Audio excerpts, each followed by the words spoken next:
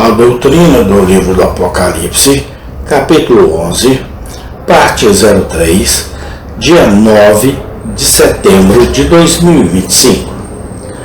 As provocações universalmente passadas sobre eles foram profeticamente declaradas.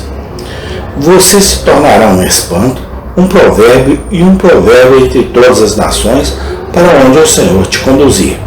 Deuteronômio 28, 37. Quem não ouviu a expressão, tão ganancioso como o judeu?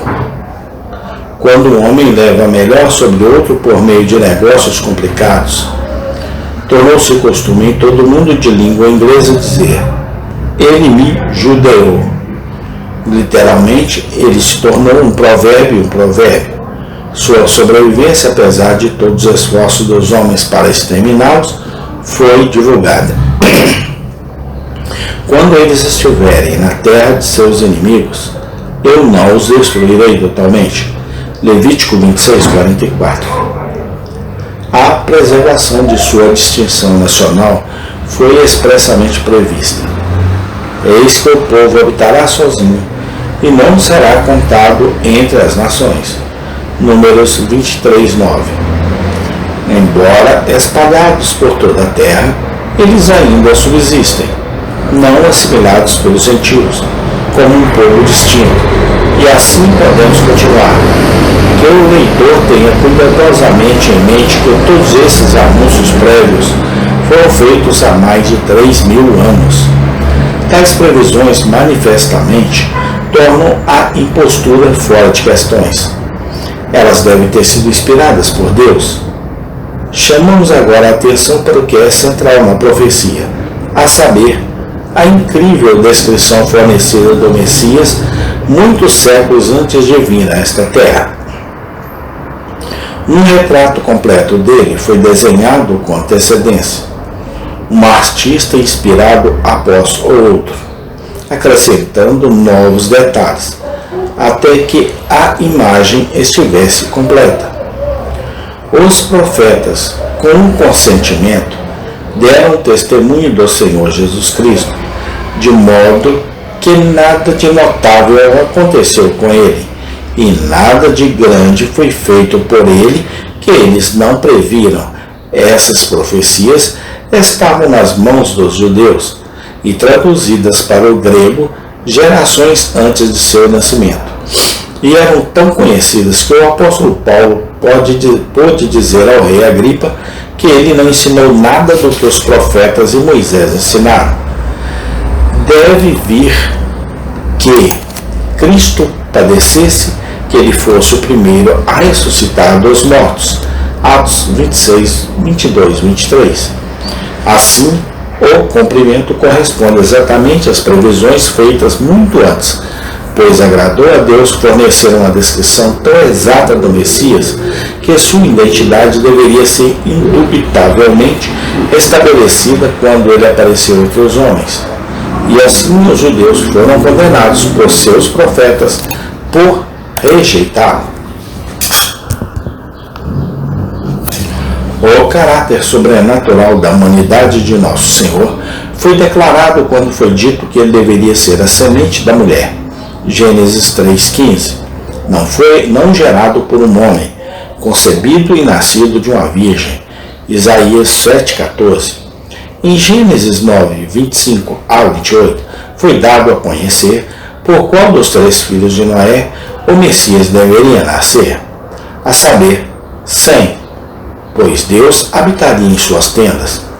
Mais tarde, foi revelado que Cristo, segundo a carne, deveria ser da linhagem abraâmica. Gênesis 22, 18. E em Mateus 1:1. Ainda mais a bússola foi estreitada, pois dos 12 filhos do neto de Abraão, de todas as famílias de Judá, ele brotaria da casa de Jessé. Isaías 11:1. O local do seu nascimento foi especificado. Miqueias 5:2. O próprio tempo de seu advento foi mencionado. Daniel 9, 24 a 26. Tão definidas eram as profecias do Antigo Testamento a respeito de Cristo, que a esperança de Israel se tornou a esperança messiânica. Todas as suas expectativas centradas em seu aparecimento, e, portanto, o mais notável que suas sagradas escrituras continham outro conjunto de profecias, contando que ele foi desprezado por sua própria nação e condenado a uma morte vergonhosa. Embora Cristo pregasse boas novas aos mansos, curasse os quebrantados de coração e proclamasse liberdade aos cativos do pecado e de Satanás, Isaías 61:1, e embora ele devesse abrir os olhos dos cegos, desatar os ouvidos dos surdos e fazer o coxo pular como um servo, Isaías 35:5-6. Mas, totalmente incrível como parecia, ele seria desprezado e rejeitado pelos homens, Isaías 53:3. Suas costas seriam feridas, o cabelo arrancado de suas bochechas e seu rosto coberto com a saliva vil daquele que o odiavam, Isaías 1:6. Ele seria vendido por 30 moedas de prata, Zacarias 11:13.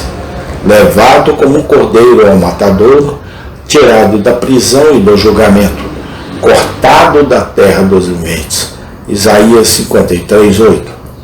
Sua morte por crucificação foi revelada 1000 anos antes, Salmo 22:1.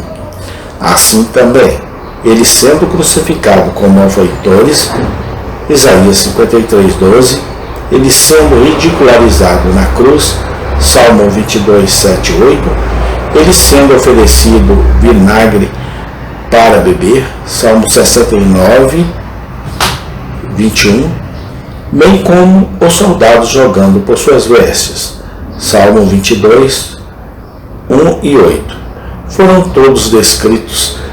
Também foi predito que ele deveria ressuscitar dos mortos, Salmo 16:1 e 2, e ascender aos céus, Salmo 68:18.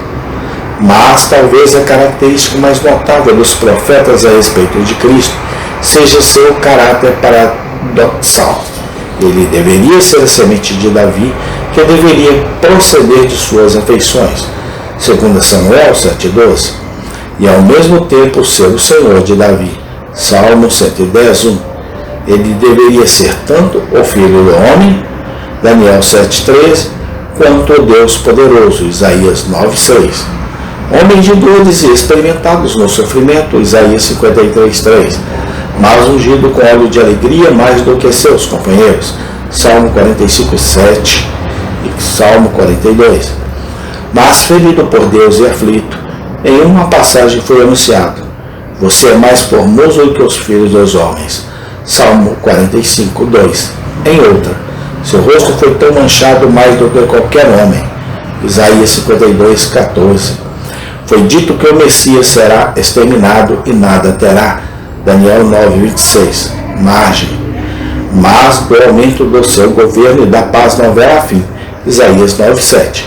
Ele faria a sua sepultura com os ímpios, Isaías 53:9.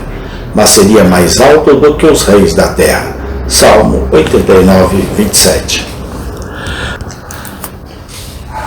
O cumprimento nos tempos do Novo Testamento dessas contradições aparentemente gritantes evidenciou que havia perfeita harmonia entre elas.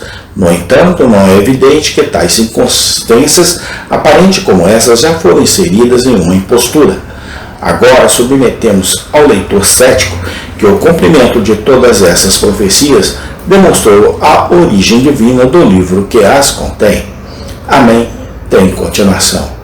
Obrigado, Deus, pela Tua Palavra, nosso manual de vida aqui na Terra, a Bíblia Sagrada. Amém e amém.